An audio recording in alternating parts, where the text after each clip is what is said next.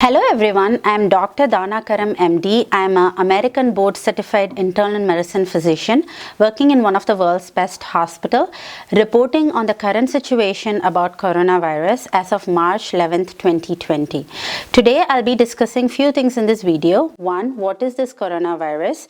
Two, how does it spread from person to person? Three, about the current statistics.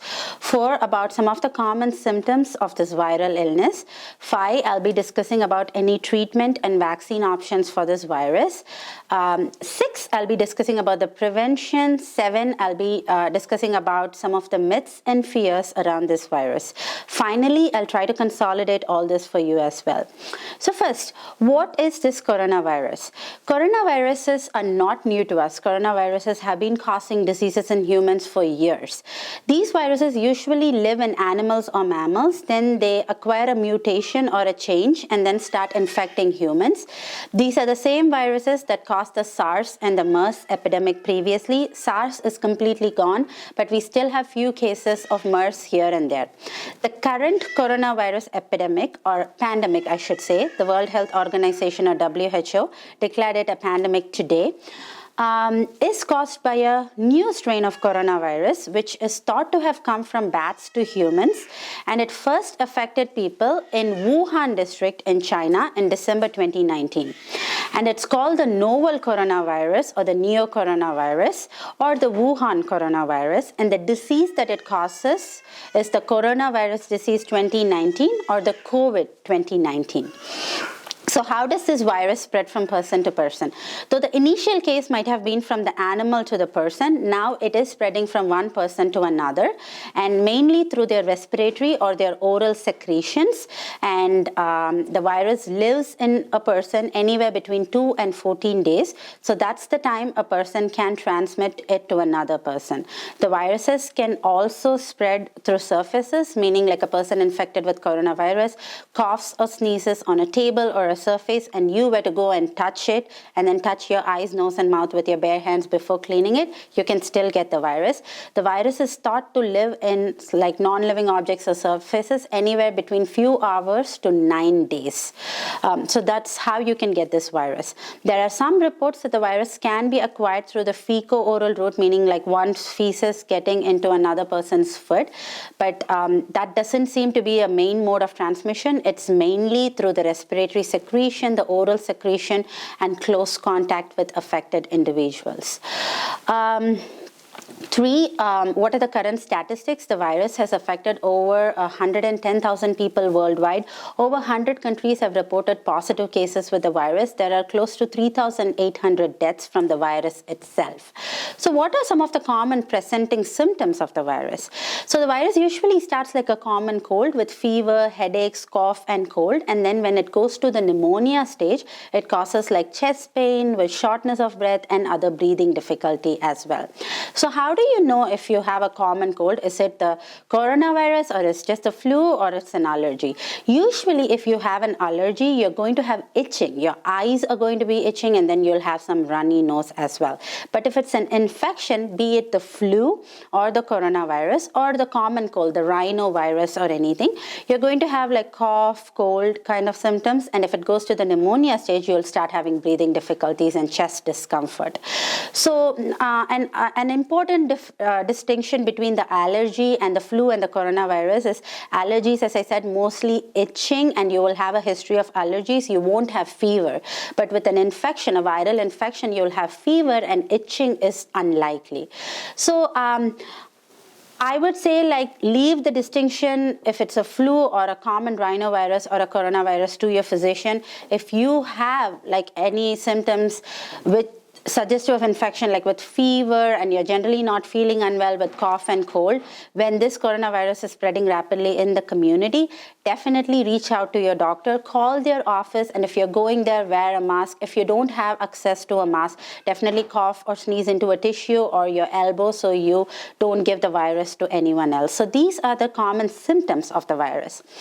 Then coming to any treatment or vaccine available, there is no antiviral treatment against the specific strain of coronavirus as of now.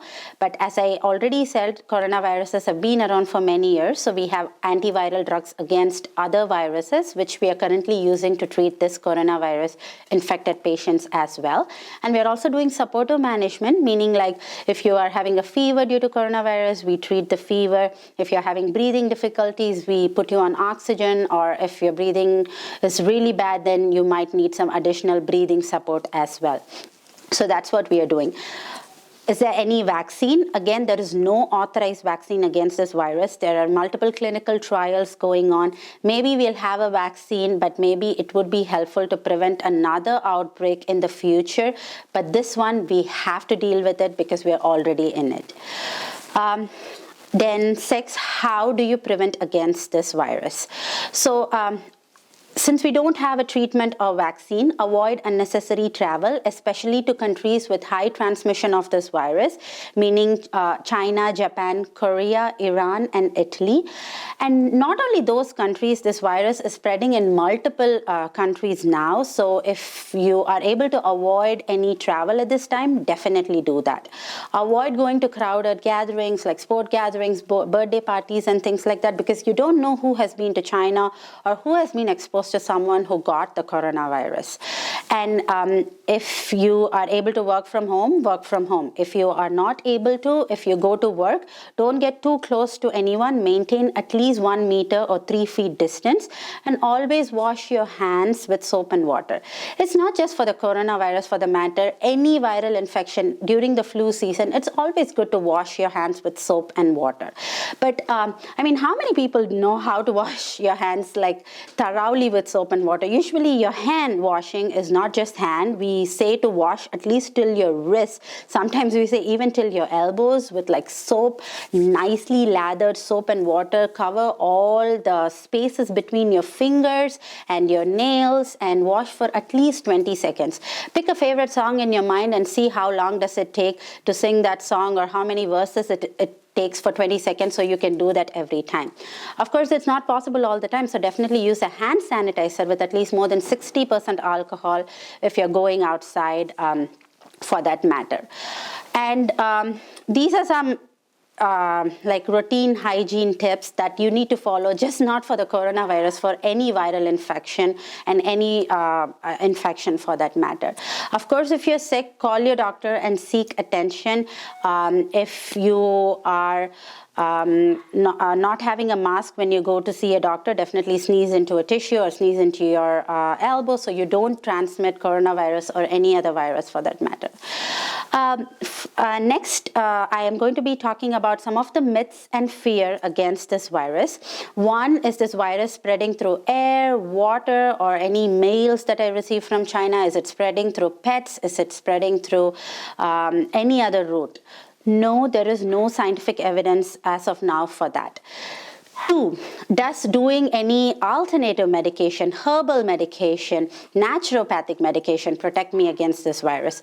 No, there is no scientific evidence, especially with the fear going around. There is so many of this false medication or false prevention strategies going around online saying or claiming that they can protect you from the virus or tell you if you have the virus. That's all false information. There is no treatment, no vaccine as of this time.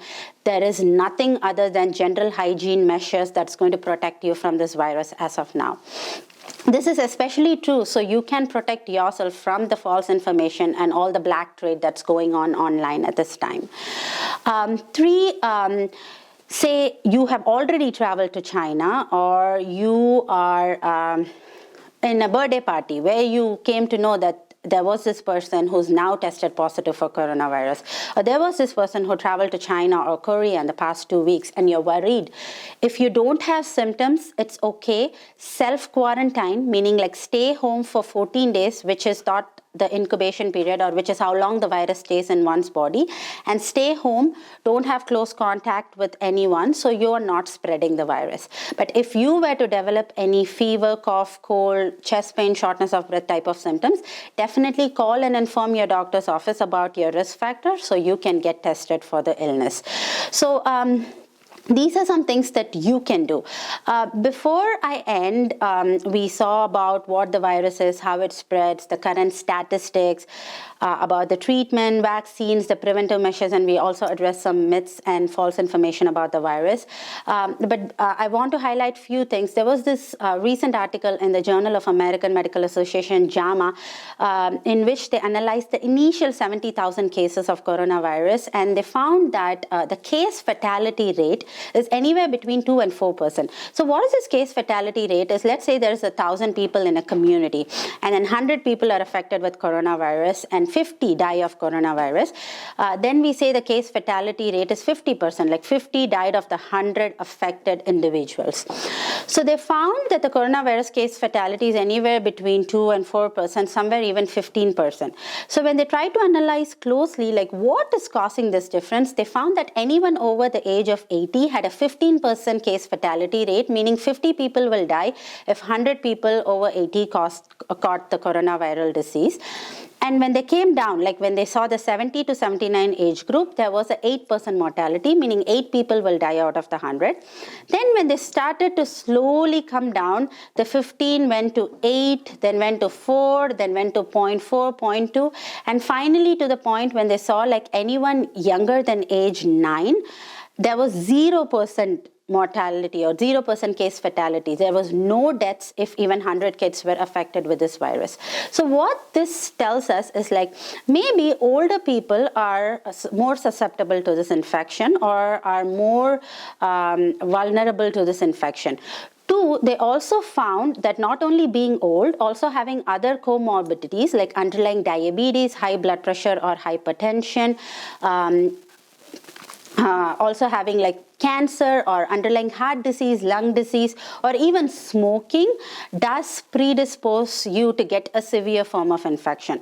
They also found like among all the people affected with this virus, they classified them as having mild illness, moderate illness, severe and critical illness.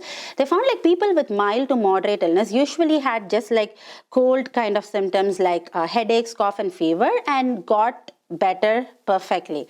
But the people with severe illness usually had pneumonia and had like dropping oxygen concentration and had to be hospitalized, required some oxygen support, required some IV medication, but still got better. If you have the critical disease, which basically means that the virus infection has gone so severe that it's affecting multiple organs throughout your body, you go into a shock-like state, there is a 49% mortality rate, meaning like if 2 people are infected, 1 can die of the illness. I mean, the point I'm trying to make here is if you have shock and multi-organ dysfunction due to an infection, be it the coronavirus or any virus, any bacteria for that matter, there is a higher chance that you can die from it. So it seems like the disease, though it's new, is following like a natural course on a natural pattern that we know. Of course, it's spreading rapidly, but most people, 80% of the people get better. Few percentage, especially the older folks or those with underlying lung problems, heart problems, diabetes, high blood pressure, cancer, or those who are smokers have a higher chance of developing the severe disease and dying from this illness.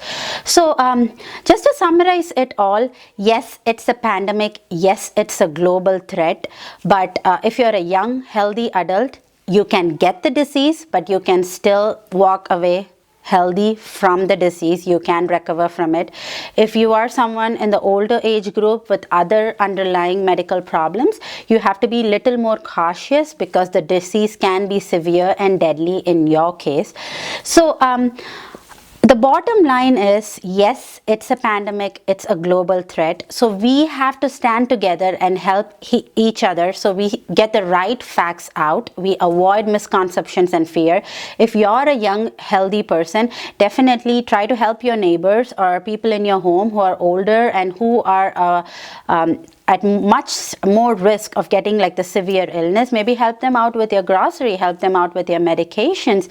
So it's time to stand together, help each other out. Definitely keep checking the CDC and the local public health department advisories in your area to know the transmission risk and make an informed decision. Use your common sense. If you are in a city where the virus is spreading rapidly, yeah, maybe work from home. Try to stock up on supplies. If you are in a remote county or in a remote state where there is no transmission as of yet, don't panic. Try to help and try to support everyone in the community, and let's stand together as a team and win over this pandemic. So stay safe, stay protected, practice personal hygiene, take care, and don't forget to like and share this video if you're watching it in Facebook, and if you're watching it in YouTube, definitely subscribe to my channel, as I'll keep posting more updated videos.